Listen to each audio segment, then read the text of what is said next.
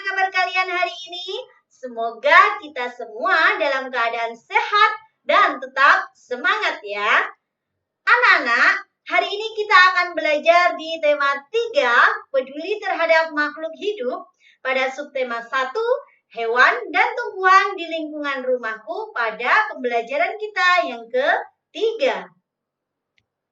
Sebelum kita ke materi pembelajaran, langsung saja kita simak tujuan pembelajaran kita pada pagi hari ini.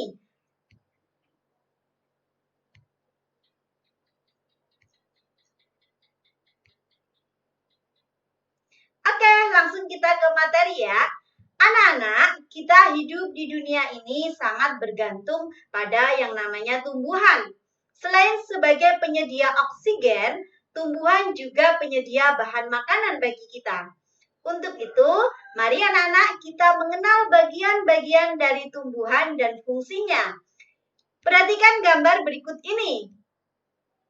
Bagian tubuh tumbuhan terdiri dari akar, batang, daun, bunga, dan buah.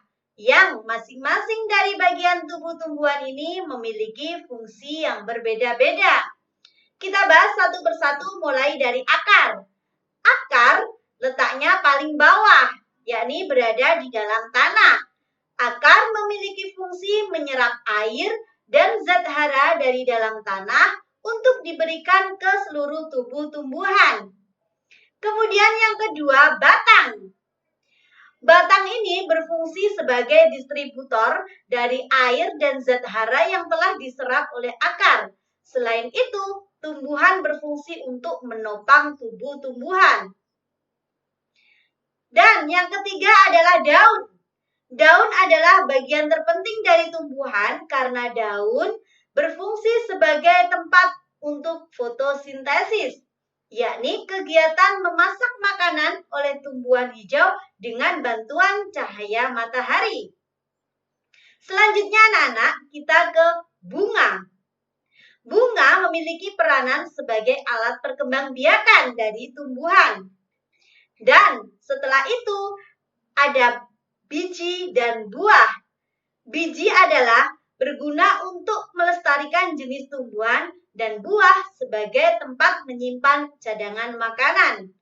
Selanjutnya, kita akan mengenal bentuk-bentuk akar.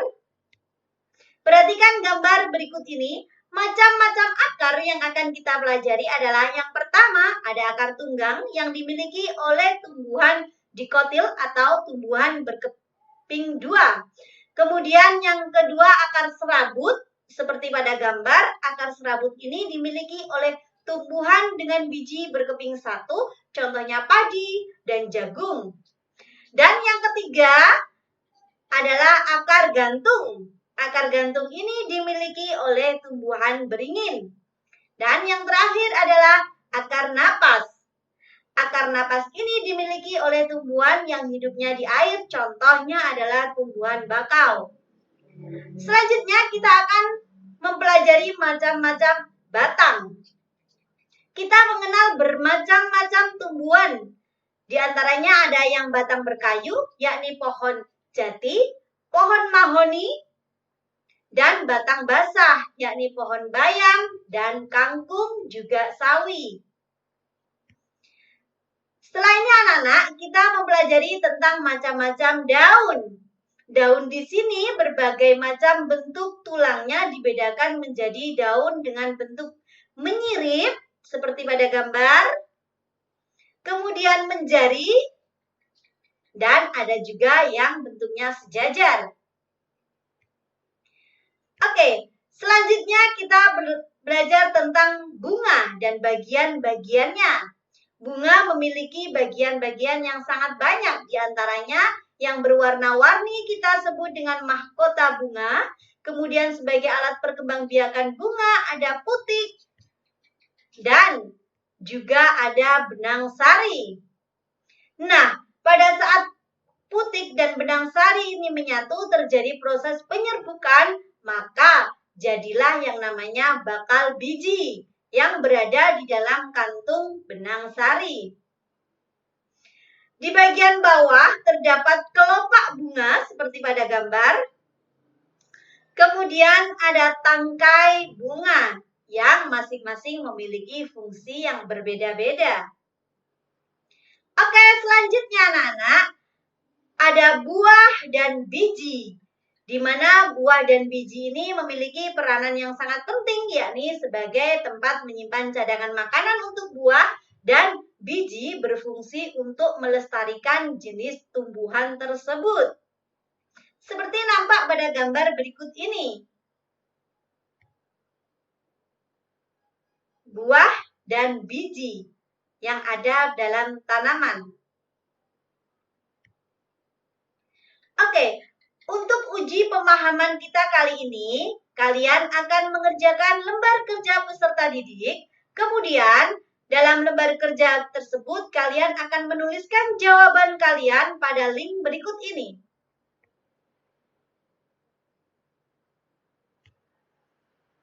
Selanjutnya, anak-anak, kita akan ke tahap pembuatan pertanyaan dalam kegiatan wawancara. Di dalam kegiatan wawancara, kita harus menentukan daftar pertanyaan terlebih dahulu dengan menggunakan kaidah yang benar, yakni menggunakan kata tanya. Kata tanya apa saja yang kita gunakan?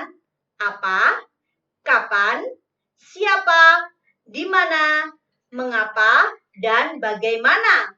Yang masing-masing dari kata tanya ini memiliki fungsi yang berbeda-beda seperti nampak dalam slide berikut ini. Nah, selanjutnya kita ke uji pemahaman. Untuk kegiatan wawancara, kalian akan mengerjakan lembar kerja peserta didik dan kalian akan menuliskan laporan hasil wawancara kalian pada link berikut ini. Anak-anak, kesimpulan dari kegiatan pembelajaran kita hari ini adalah yang pertama, kita harus mengenal bagian-bagian tumbuhan serta fungsinya agar dapat memanfaatkannya dengan baik. Kemudian yang kedua, dalam melakukan kegiatan wawancara, harus menyusun daftar pertanyaan yang jelas dan dilakukan dengan sopan. Langkah terakhir dalam pembelajaran kita adalah kegiatan evaluasi. Kegiatan evaluasi ini dapat kalian akses melalui link berikut ini.